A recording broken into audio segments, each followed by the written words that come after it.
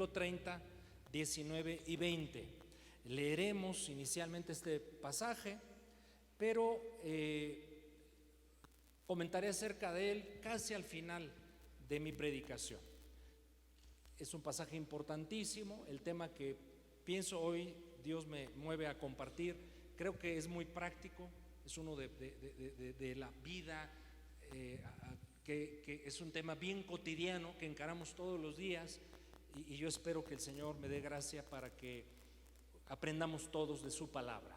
Deuteronomio 30, 19 y 20, dice la bendita palabra del Señor: a los cielos y a la tierra llamo por testigos hoy contra ustedes, que les he puesto delante la vida y la muerte, la bendición y la maldición.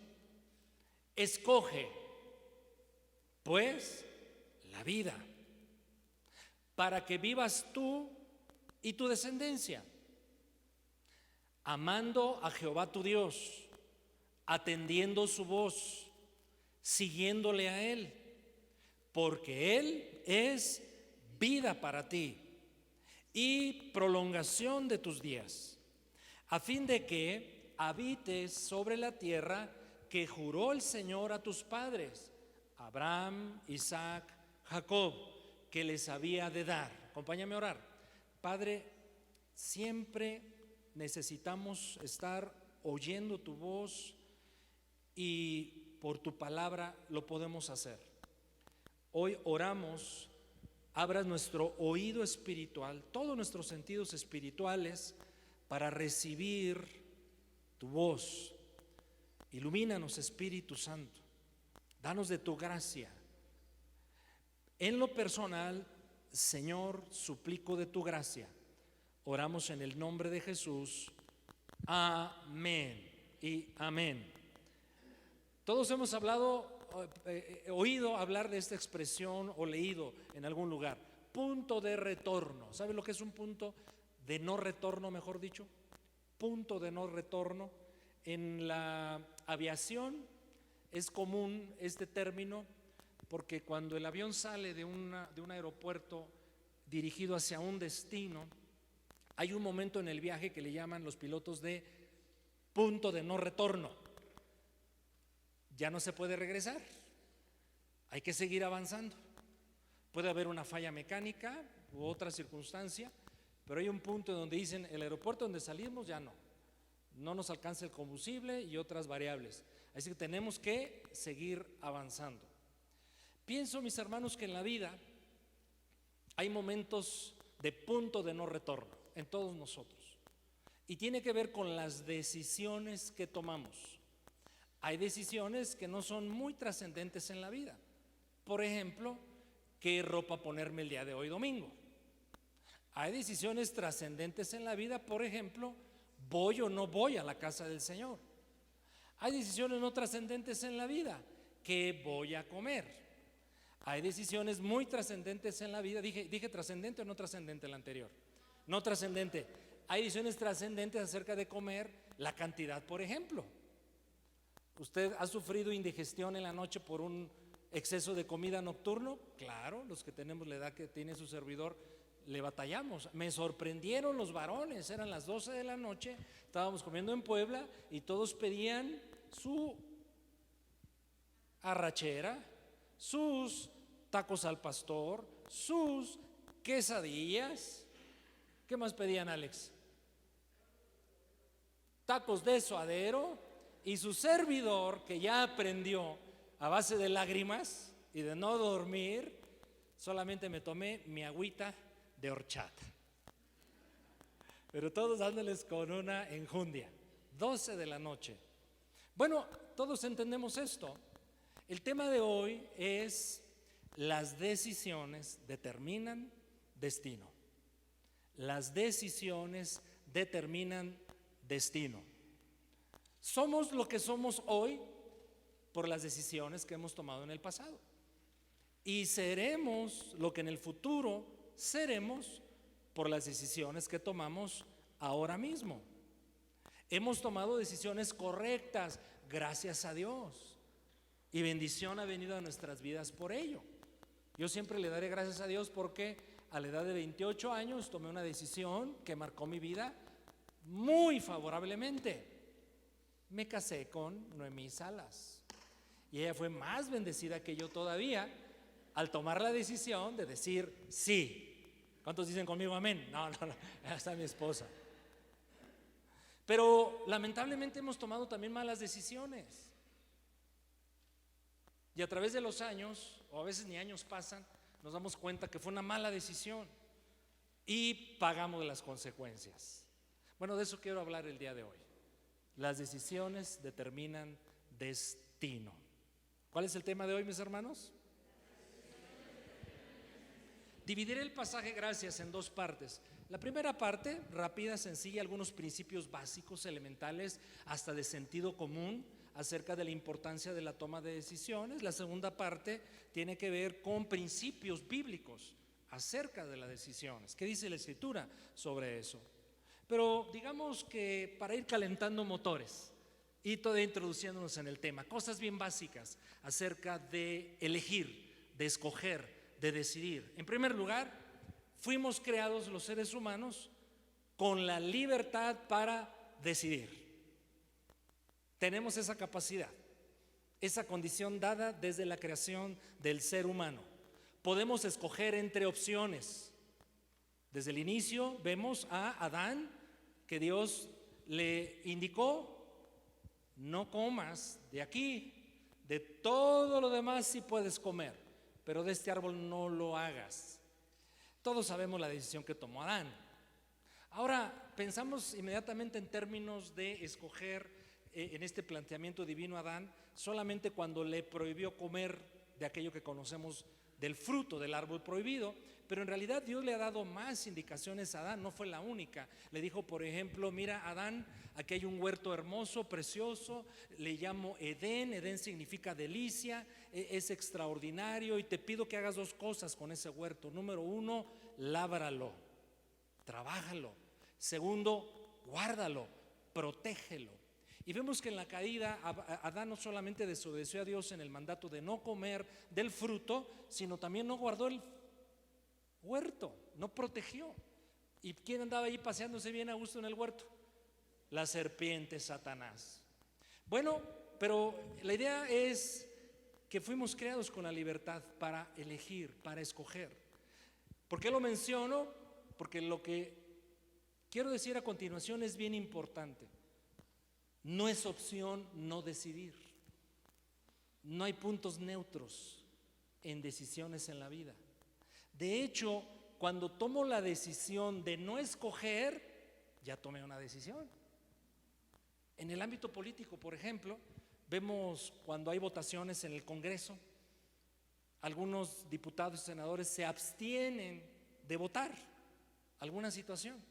Bueno, esa abstinencia, ese punto neutro, no es neutro, beneficia a uno o a otro, ya escogió. Entonces el decir, no, yo me mantengo en punto neutro, yo aquí me la voy llevando de a muertito nadando, eso no existe. La verdad es que cuando yo decido no decidir, escojo no escoger, ya tomé una decisión. ¿Me expliqué en ese punto?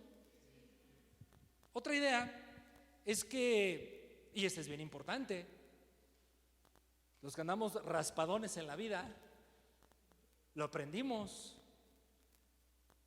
Toda decisión tiene consecuencias.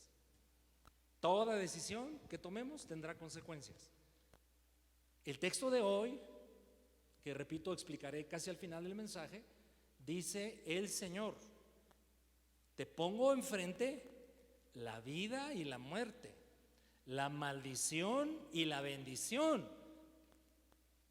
Qué tremenda es la libertad de escoger que Dios nos dio a los seres humanos. Porque Dios bien pudo haber dicho: te implanto, te impongo, lo vas a hacer porque yo lo digo, caminar en la vida y en la bendición. Pero no fue así. Él nos pone una responsabilidad que la tenemos en la misma esencia de nuestra naturaleza por creación. Nos da la libertad de decidir. Pero por eso el Señor dice: escoge pues la vida escoge pues la bendición, pero a veces escogemos la muerte y la maldición. Por eso considero importante meditar en este tema el día de hoy. Así es que toda decisión tiene consecuencias. Usted conoce este principio ineludible, Gálatas 6:7. Gálatas 6:7, no se engañen. Dios no puede ser burlado. ¿Qué no puede ser Dios? Burlado.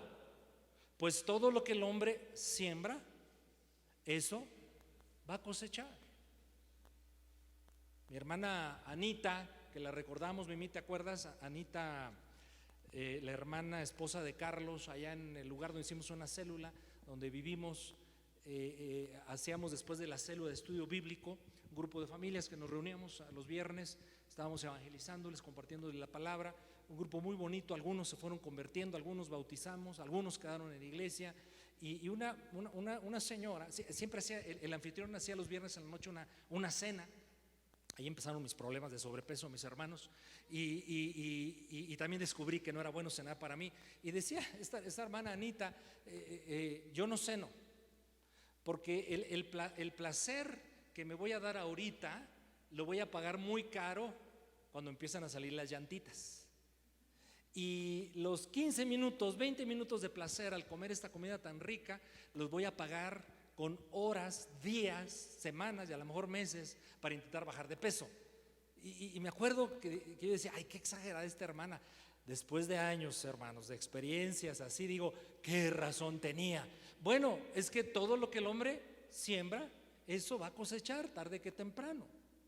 Pero vamos a lo medular de mi mensaje. ¿Qué nos dice la palabra acerca de decisiones trascendentes? Que Dios nos dé la gracia para tomar buenas decisiones. En primer lugar, ¿qué podemos hacer? ¿Qué consejos, instrucciones me dice la Biblia acerca de saber elegir, saber escoger? Algo bien básico. Pues reunamos los datos suficientes antes de tomar una decisión. ¿Qué conviene, qué no conviene, qué posibles consecuencias? Decía el general Schwarzkopf, aquel que lideró la guerra en Irak, la primera invasión a Irak. Los militares, los ejércitos necesitamos conocer al menos dos cosas en toda guerra. Número uno, las capacidades del enemigo. Número dos, el terreno donde se librarán las batallas. Bueno, entonces es elemental. Antes de tomar decisiones, tratemos de obtener el máximo de información para que lo que el sentido común, la experiencia nos dicte hacer, bueno, intentemos hacerlo así. Obtengamos información, datos suficientes.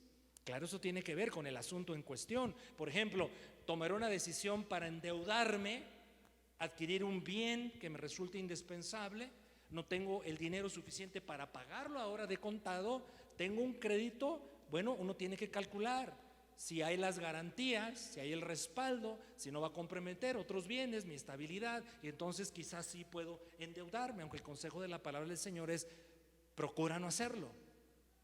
El clima, pues uno tiene que saber.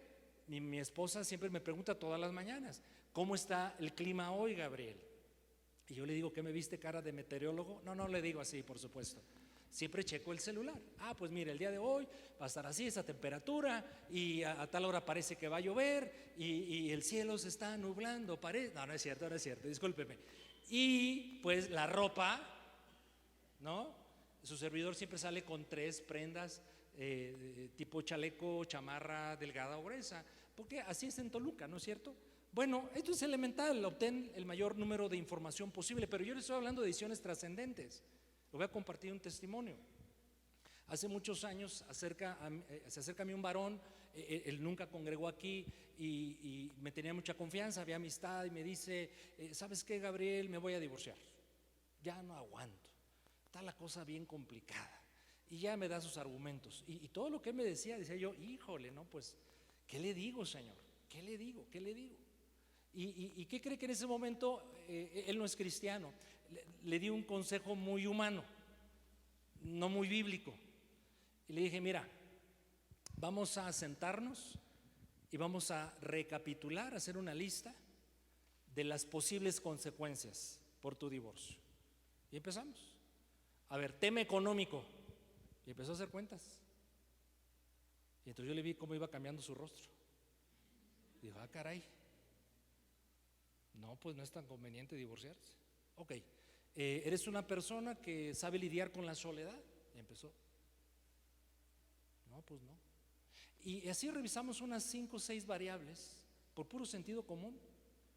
Y digo, mejor no me divorcio.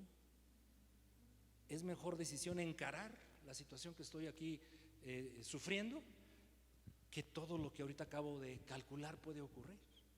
Bueno, esto es de sentido común, ¿no es cierto? Antes de tomar una decisión, calculemos, obtengamos la mayor cantidad de información posible. Pero ¿qué cree? Eso en muchos temas no es suficiente, es incompleto. Tenemos al Señor y la sabiduría de su palabra para tomar las mejores decisiones. Así es que primer consejo bíblico claro en la Escritura para tomar decisiones, número 1 es pedir a Dios sabiduría. Porque según el texto que leeremos, que usted seguramente lo conoce, la sabiduría se puede pedir. La sabiduría se adquiere de muchas maneras.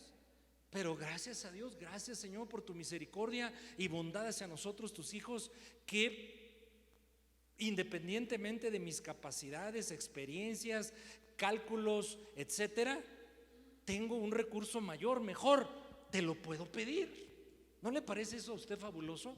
Que le puedo pedir a Dios sabiduría. Bueno, nos dice Santiago 1:5.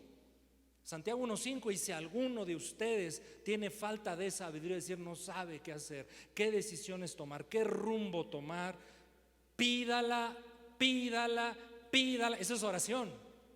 Pídala a Dios, el cual da a todos abundantemente. ¿Y qué será el Señor? Perdón, ¿qué hará el Señor? Nos la provee.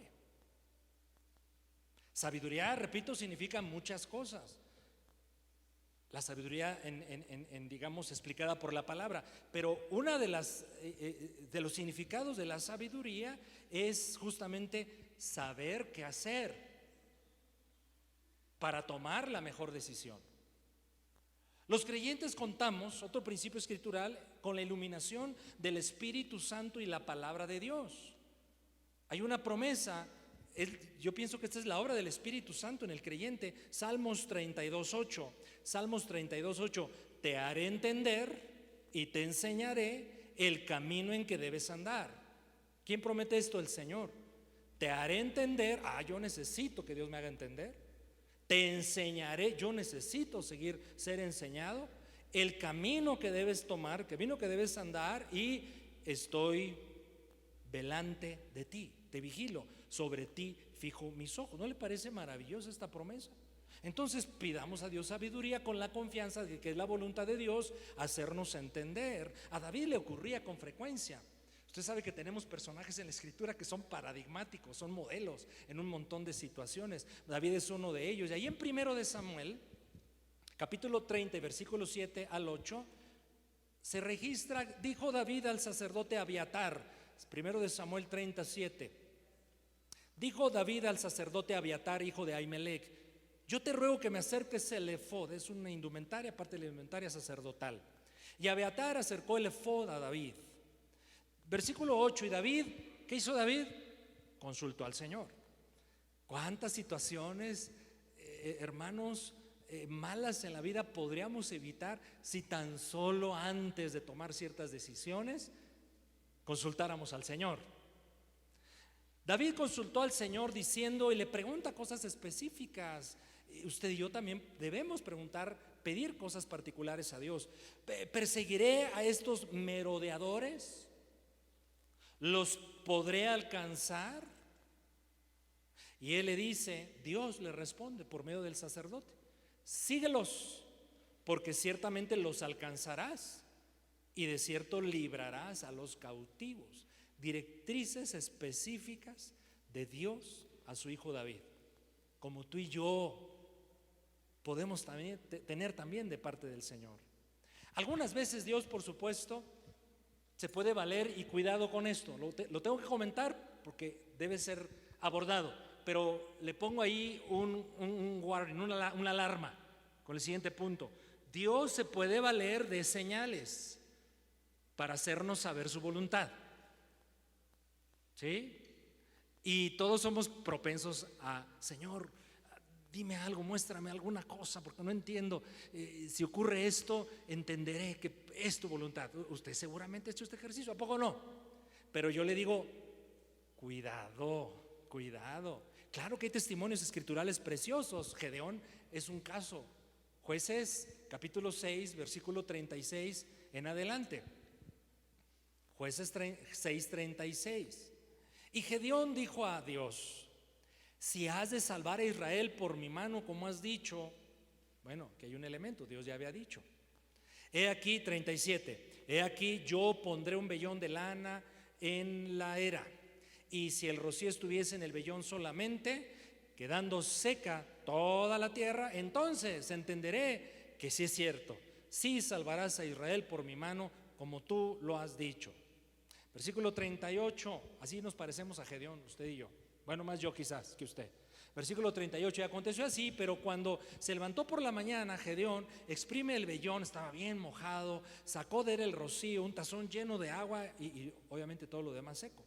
Pero el 39, versículo 39, pero Gedeón le dice a Dios: Señor, no te molestes conmigo, no se encienda tu ira contra mí, y si otra vez te vuelvo a pedir señal, si aún hablar esta vez, solamente probaré ahora otra vez el vellón. Te ruego que solamente el vellón ahora quede seco y todo lo demás mojado. Versículo 40, y aquella noche lo hizo así Dios, consintió a Gedeón, porque en el fondo pienso que Gedeón realmente quería disponer su vida para que Dios obrara a través de él y salvara al pueblo. Y aquella noche lo hizo así Dios. Versículo 40, solo el vellón quedó seco y toda la tierra mojada. Pero tenemos que ser muy cuidadosos con las señales, porque número uno, podemos estar tan ansiosos de tomar un camino y vamos a ver cosas que no son de Dios. Otras veces podemos estar en un nivel espiritual de poca comunión con Dios y habrá interferencias. El enemigo es el que nos va a decir: adelante, ¿sí? Cuidado, como aquel hermano que en la iglesia, bien contento, hablando de un tema parecido como el de hoy en el servicio, y tiene una revelación y pide una señal. Si esa revelación viene de Dios y la señal se cumple, ahí en la reunión dijo: esto es de Dios. Y entonces le gustaba una muchacha a ese caballero y se acerca a ella y le dice: Dios me habló, confirmado con señal, que tú vas a ser mi esposa.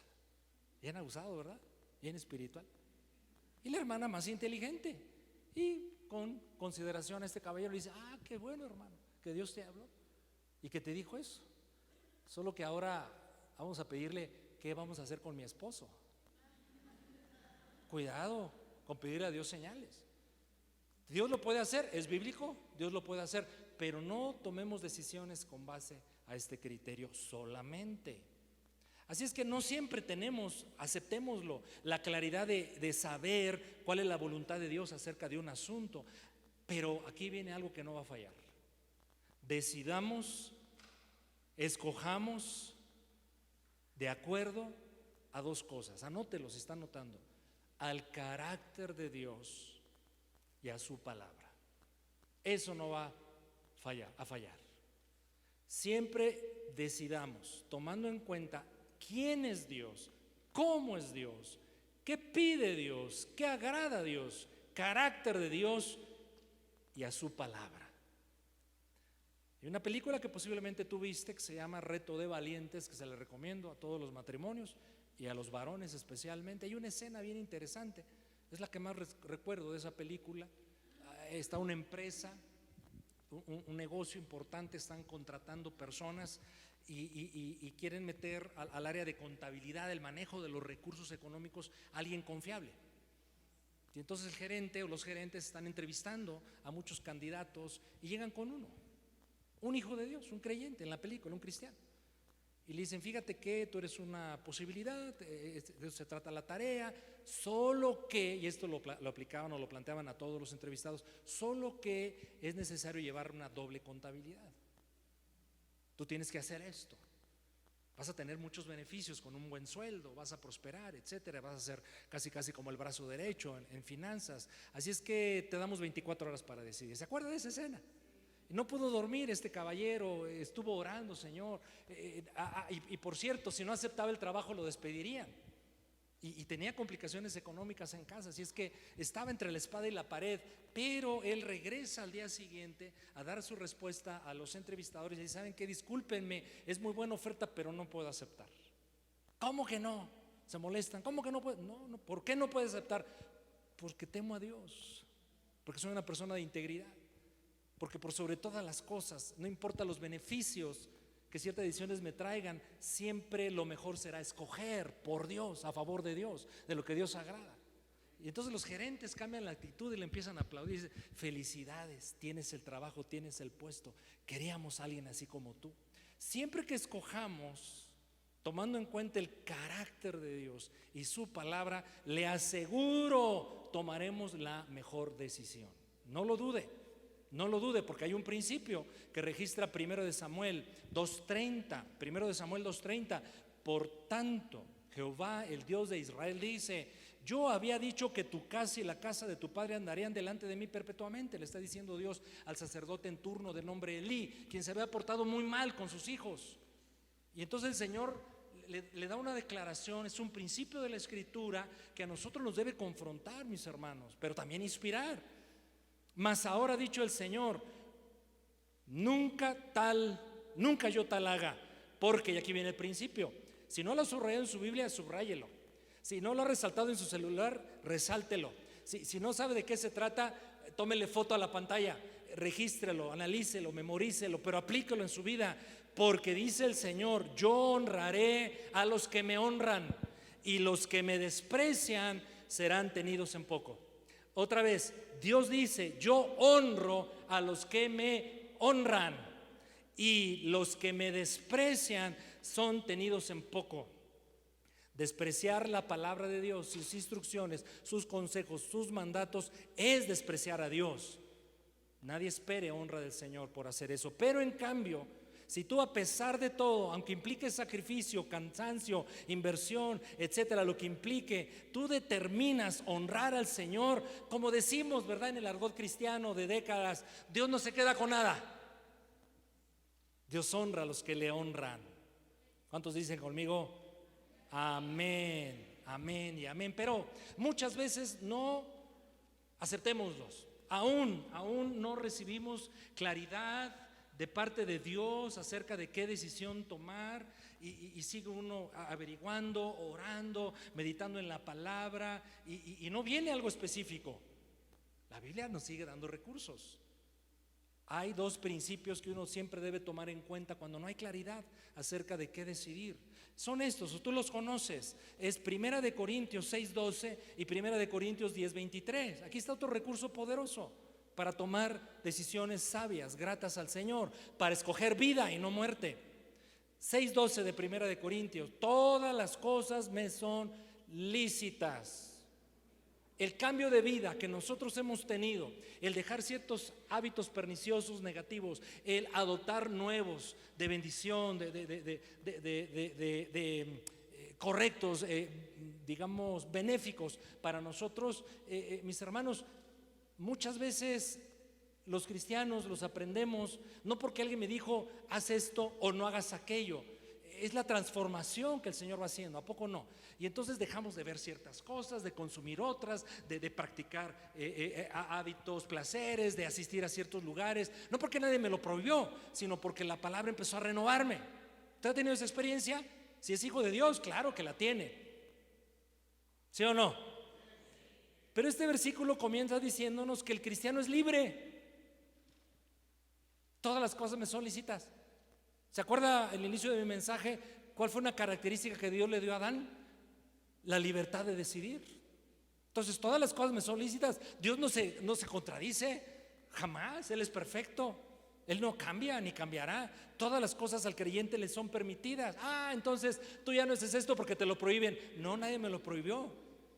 Ahora vivo una vida superior, una vida sabia, regida por la misma vida de la palabra del Señor. Bueno, todas las cosas me son lícitas, pero obvio, tan obvio que lo obviamos y nos llegamos a equivocar todavía.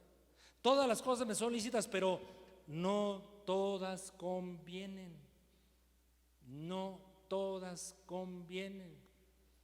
Todas las cosas me son lícitas, permitidas, soy libre, pero yo tomaré una decisión.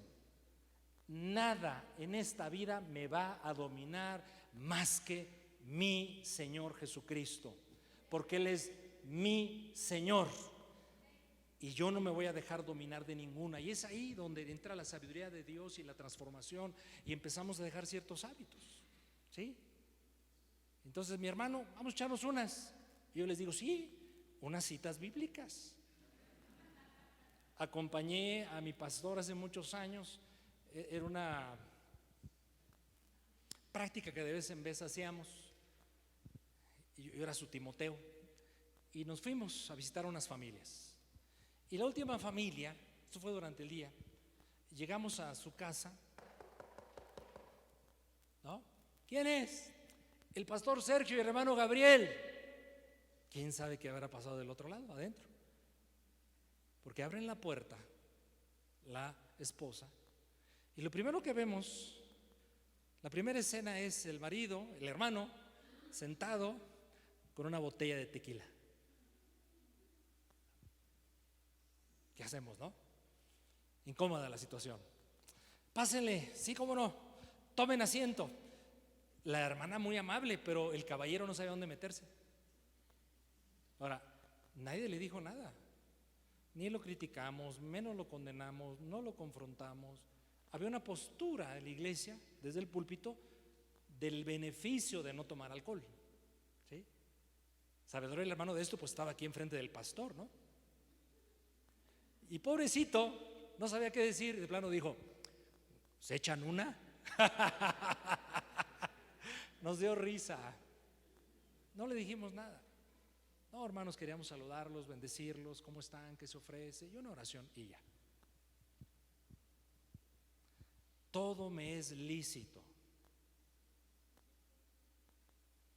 pero chúpale pichón, no me conviene. ¿Cuántos dicen conmigo? Amén, o Dios lo reprenda, pastor. Es la palabra de Dios. 10:23, el complemento. 1 Corintios 10:23. Todo me es lícito, no todo me conviene, todo me es lícito, pero aquí añade otro concepto el apóstol Pablo. Tú y yo somos llamados a una vida superior, la vida de Dios. Fíjese, la vida de Dios, la vida que Dios tiene para mí. Eso es lo que Dios me invita a transitar, a caminar, a abrazar. Escoge pues la vida, escoge la bendición. Dios es camino de vida y de bendición, ¿sí? Y la vida cristiana es una de continua edificación,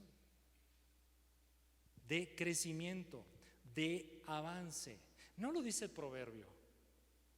La vida del justo es como la luz de la aurora. La vida del justo es como la luz de la aurora, que va, dígalo conmigo, en aumento hasta que el día glorioso del Señor, cuando estemos con Él, sea perfecto. Es una vida de edificación, es una vida de construcción, es una vida de superación, de transformación. Todo me es lícito, no todo me conviene, pero aún así, con tantos consejos bíblicos, recursos a nuestro alcance, podemos aún todavía decirnos, ¿será de Dios? ¿No será de Dios? ¿Qué decisión tomo? ¿Para dónde le doy? ¿Qué actitud tengo? ¿Qué escojo? Hay otro criterio sencillo. Esto que estoy por decidir, por escoger, ¿lo haría Jesús? ¿Lo haría Jesucristo? ¿Esto le agradaría al Señor Jesús? Digo, es que tengo que darle testimonios prácticos, a reserva de que a veces usted genere válidamente, porque el ejercicio así debe ser, cuestionamientos, dudas, etcétera, tenga otra opinión. Pero una hermana de la iglesia fue a ver una película muy de moda, premiada recientemente, donde se tratan ciertos temas que actualmente socialmente y de salud son muy complicados. Y uno puede decir, sí, yo tengo que estar actualizado con esas películas para ver qué está pasando acá en el mundo. Y esa hermana dice, fue a ver la película, porque luego tanta la presión, ¿no? De los medios, social, etcétera. Y dice que salió de ver la película y literalmente dijo, le pedí perdón a Dios. ¿Por qué? ¿Fue pecaminoso meterse a ver esa película? No lo sé. Pero no le edificó. La desedificó, le provocó sentimientos y consideraciones que definitivamente no venían del Espíritu Santo. Entonces reaccionó y dice, no, esto no es una vida sabia. Me estoy explicando en ese punto.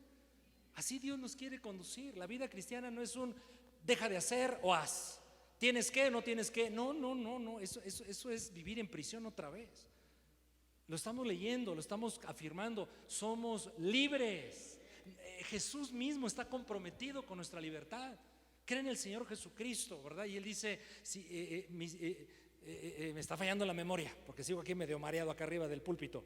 Pero Él dijo, si conocen la verdad los hará libres. Y a los discípulos de Cristo el Señor les promete literalmente, yo los haré libres. Entonces somos libres, claro que sí. ¿Estamos aprendiendo algo hoy? ¿Más o menos? La Biblia me sigue dando recursos y uno valiosísimo, pero que también hay que acudir a él, es con tacto, con mucho tacto, con mucha consideración, con mucha inteligencia. Es buscar consejo de personas que yo compruebe son maduras. Buscar consejo en personas que yo sé, confirmado, por trayectoria, por testimonio, por evidencias muy claras, son sabias. Proverbios 11:14, así lo indica. Donde no hay dirección sabia, caerá el pueblo, mas en la multitud de consejeros hay seguridad. Todavía con las cosas que hemos considerado no queda claro qué camino tomar, qué decidir, etcétera, etcétera. Pero bueno, todos lo necesitamos. Mi esposa y yo lo hacemos para temas ministeriales, principalmente con otros obreros siervos que consideramos maduros, con trayectoria, con testimonio. Pero se requiere prudencia en esta acción, ¿verdad? Prudencia. Pero es un recurso bíblico del cual podemos valernos. Pero hay una pregunta que yo quiero también resolver, porque es una realidad de la cual todos podemos demostrar, expresar, que nos ha ocurrido a todos. ¿Y qué voy a hacer, Señor, con las decisiones equivocadas que he tomado en mi vida? ¿Qué voy a hacer, Señor, cuando estoy pagando consecuencias dolorosas por malas decisiones del pasado? ¿Qué nos dirá el Señor? Ni modo, para que te amueles, para que se te quite. No dice eso el Señor. Dios, por muchos textos bíblicos, nos da un mensaje muy claro. Él es Dios de nuevas oportunidades. Él es un Dios de gracia. Hay una constante en toda la Escritura que lo vemos especialmente en el pueblo de Israel. Es una constante, mire, como matemáticas, como una ecuación matemática. Toda vez que el pueblo de Dios se equivocaba y pagaba las consecuencias, algunas no las pagaba, algunas el Señor, mi misericordia cubre esto, pero algunas consecuencias sí las pagaba. Pero siempre que el pueblo de Dios se ha equivocado, siempre hay una promesa de restauración. Siempre. Y esa mentalidad tú y yo tenemos que abrazarla. Quiero agradar a Dios, quiero tomar decisiones sabias, pero hay una realidad: me llego a equivocar. y en algunas cosas tremendamente. Cuando eso sucede, no hay más que acudir a la gracia, pedir perdón, aprender, tomar la lección, crecer, madurar y seguir avanzando. Le pasó al apóstol casi nada. Pedro, primer líder de la iglesia cristiana. Yo, Señor, cuando vengan a capturarte, que me duran, mira, Señor, traigo aquí mi espada y si hubiera vivido en el tiempo de hoy, ¿verdad? Su cuerno de chivo y qué, ¿no? Así como Mau ayer. ¿Qué me dura? Pobrecito Pedro. Vámonos, córrele. Lo intentó, ¿verdad? Lo intentó y dicen que es el primer torero de la Biblia, ¿no? Porque cortó oreja, pero salió corriendo. 3 oportunidades para de alguna manera manifestar que estaba del lado de Jesús. 3 fracasos, 3 negaciones. Qué humillación, qué vergüenza. El Señor se lo había anticipado. Pedrito, no te luzcas, no seas fanfarrón. Satanás te ha pedido para zarandearte. ¿Y qué crees? Le di permiso a Satanás de hacerlo. No, hombre, a mí, Satanás, ¿qué? Vas a ver, Señor. 3 veces humillado. ¿Pero qué hace el Señor? Lo llama. Va por él, está pescando. Va por él, le da de comer. Y le dice, Pedrito, yo te llamé con un propósito.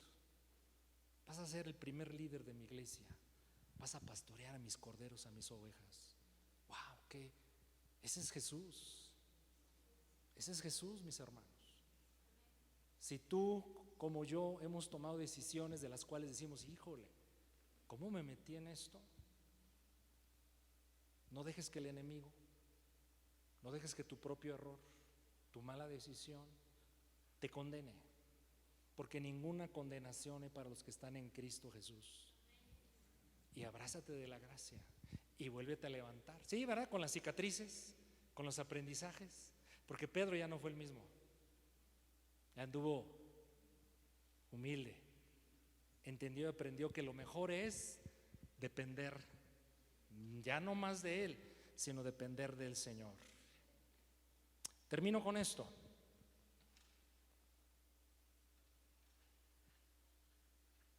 Tres decisiones. No tomaré mucho tiempo. 3 decisiones de vida o muerte que la Escritura nos presenta al pueblo de Dios. 3 decisiones de vida que van a marcar el destino eterno. 3 decisiones, por eso enfatizo esto mucho y es mi último punto en la mañana, porque de todo lo que te di, de alguna manera, quiero llevarte a esto. Primero, la decisión más importante en la vida es aceptar o rechazar a Jesucristo. La decisión más importante en nuestra vida es aceptar o rechazar a Jesucristo. Hace rato te dije, el no escoger no es opción. El no tomar una decisión ya es una elección. La decisión más importante en tu vida es aceptar, rechazar a Jesús. 2 textos, Juan capítulo 1 y Juan capítulo 3. Juan capítulo 1, 11 y 12. Jesús a los suyos vino, a los suyos, ¿qué escogieron los suyos de Jesús? ¿Qué escogieron? No lo recibieron. Pero otro grupo que escogió en sentido diferente. Mas a todos los que lo recibieron, a Jesús, a los que creen en su nombre, ¿qué hizo el Señor?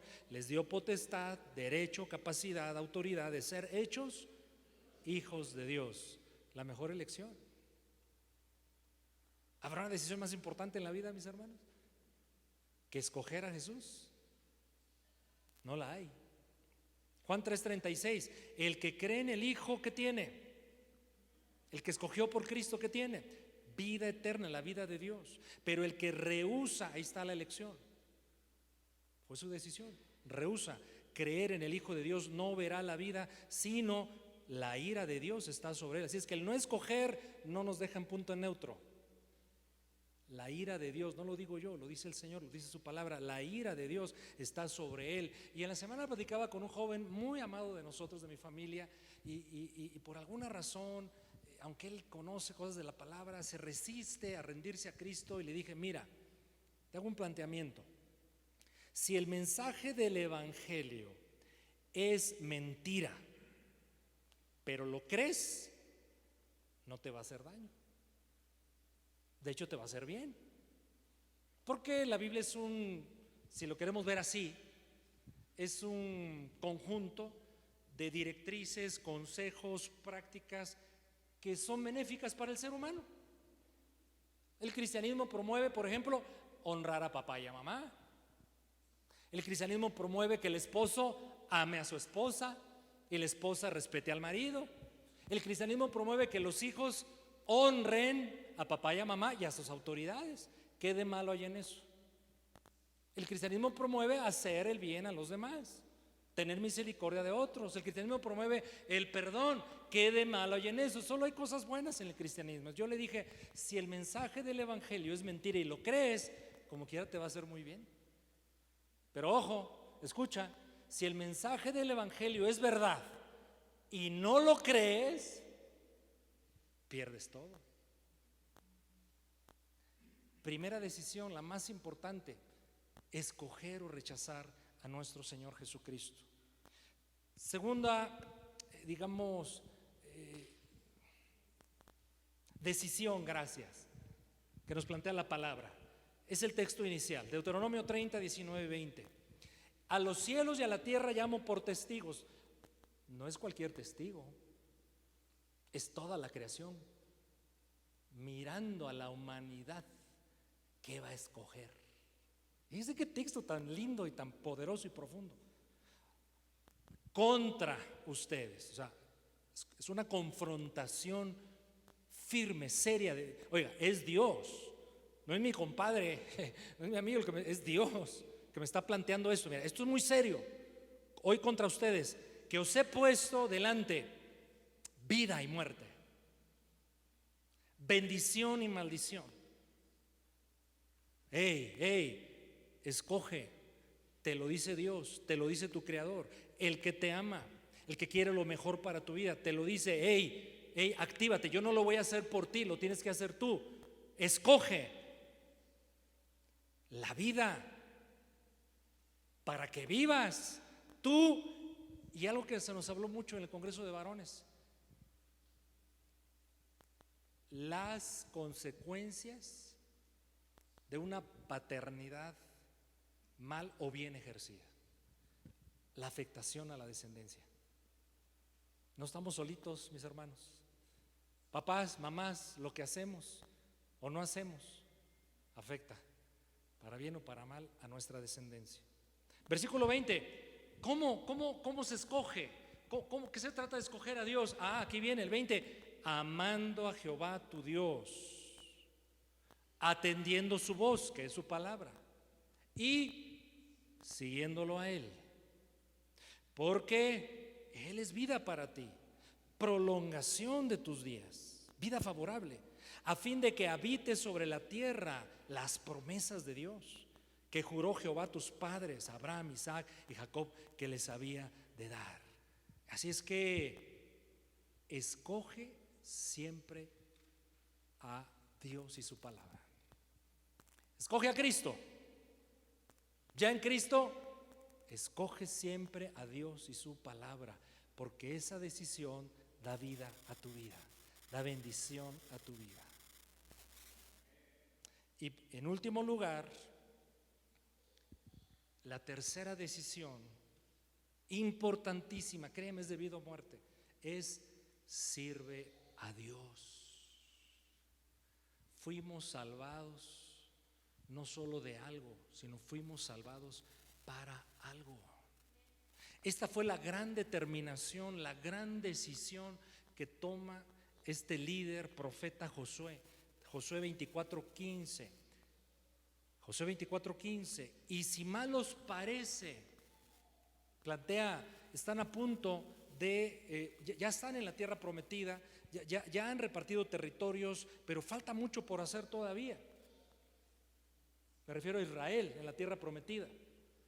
Y ya en el caso de su vida, con la experiencia acumulada, con las experiencias con Dios, con lo que él conocía de su palabra, pero también lo que Josué había aprendido de la naturaleza humana, aún del pueblo de Dios, él les dice, bueno, ok, si mal os parece servir al Señor, fíjense el planteamiento inicial, o sea, había algunos que cuestionaban el valor de servir a Dios. Había de plano otros que servían a otros dioses. Por eso inicia la frase, bueno, ok, si mal les parece servir al Señor, si les ha resultado tan cansado, tan tedioso, que ya, como dijo, ¿quién dijo? Ernesto, ya estás más a gusto calentando banca. Si mal te parece servir al Señor, entonces toma una decisión. Hoy, ¿a quién pues vas a servir? ¿A los dioses a quienes sirvieron tus padres cuando estuvieron al otro lado del río? ¿O a los dioses, a los amorreos que eran terribles, perversos, en cuya tierra ahora habitan? Pero sábete algo, como me imagino a Josué como diciendo, no me importa lo que todos piensen, y si estoy en contra de todos, Dios y yo somos mayoría. Y dice, yo y mi casa serviremos al Señor. Yo y mi casa serviremos al Señor. Concluyo. Los predicadores del Congreso, un colombiano, exfutbolista, ahora pastor, dijo algo muy bonito, yo no lo había identificado. Dijo, qué interesante es que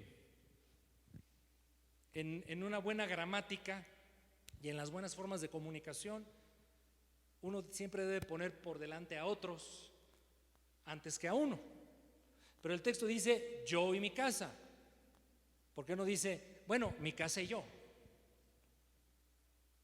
Porque primero es el varón, el líder de casa, el que dice, tomo la responsabilidad de mi hogar, de liderarlo espiritualmente. Y en otras áreas de vida, yo soy el primero. Y por consecuencia, mi casa también servirá al Señor. Eso es hermoso, ¿no le parece? Eso es hermoso. Así es que, ¿cuántos caballeros sabemos aquí, líderes de casa? Amén. ¿Qué te parece esta resolución josueciana? Primero yo, que se note, que se vea a quién sirvo, a quién honro, a quién le doy el primer lugar. Y como soy el líder de ellos, de bendición, líder de bendición, mi casa también servirá al Señor. Inclina tu rostro en tu lugar. Padre, te damos